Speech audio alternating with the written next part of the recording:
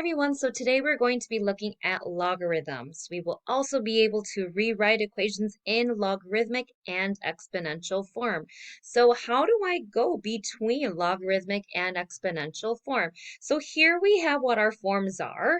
Now to be able to switch, you always want to think about making a loop. So the b represents our base, our y is our exponent, and our x is the argument. So to go from logarithmic to exponential form, I'm going to go from my base and make a loop to the exponent. So you'll see how on the right-hand side in exponential form, we go b to the y power, and it's going to equal the argument, which is my x, which is equal to x on the right-hand side. So with exponential form, I have my b, which is the base of the exponent, which is also going to be the base of my logarithm of the argument, which is the x, and it's going to equal the exponent or the y. Now, here are some things just to note that if you don't see a base written with the log, we always assume that it's a base of 10. So that's the log that you actually see on your calculator, and that is called the common log. So let's go ahead and write each logarithmic equation in exponential form. So we're going to remember to make our loop. So 3 to the power of 4 is going to equal 81. So my base of 3 to the exponent of the 4 is going to equal 81, which we know kind of makes sense. 3 to the 4th power is 81. If I plug that in my calculator, I'll get that as well. Now, here we go, the next question. 9 to the 1/2 power is equal to 3. So 9 to the 1/2 power is 3. Now, if I don't see a base, I know it's a base of 10. That's my common log. So I have 10 to the power of 2. The exponent of 2 is going to equal my argument, which is 100, which I know 10 squared is 100. Now let's go the other way. So we're going to write each exponential equation in logarithmic form, and still remember to make that loop. So in exponential form, I have an exponent, right? But in logarithmic form, I'm going to have a log somewhere. So the base of my exponent now becomes the base of my log. So the base of 5 of my argument is going to equal the exponent. So the log base 5 of 125 is equal to 3. Now in question 2, 10, 1,000, and then we got 3. So making your loop around. So the log base 10 of 1,000 is equal to 3. My next question, my base of 4 of my argument, which is 1 over 16, is equal to -2. So log base 4 of 1/16 is equal to -2.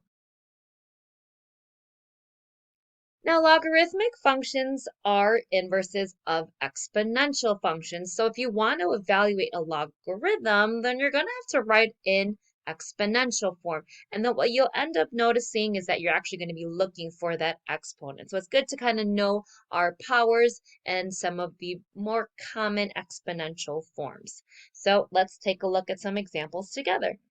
We're going to use exponents in order to evaluate each logarithm. So we have the log base 2 of 32. I want to know what that is without using my calculator. So I can evaluate that logarithm. So make my loop.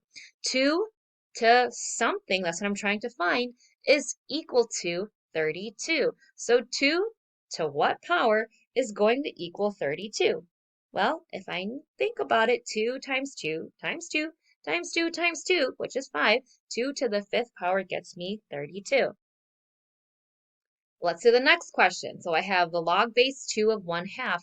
So 2 to some power, which is the answer I'm trying to find, is equal to 1/2. So exponential form, I have to think about, well, what's 2 to what power gets me a 1/2? Well, think about your negative exponents. If I have a negative exponent, I have to flip to the bottom. So I can have that 2 on the denominator, which leaves me the 1/2. So I'm going to have 2 to the -1.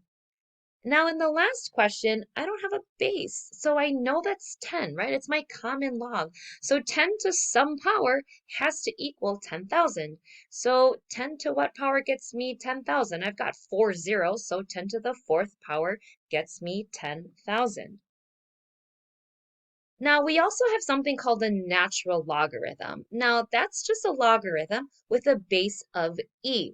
Now, instead of writing it with a log, we actually write it with an ln.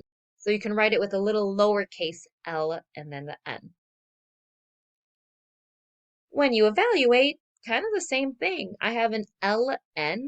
I have a base of e, right? That's my base of e. It's not the base of 10, it's the base of e. So if I want to evaluate the natural log of 1, well, e to something has to get me 1.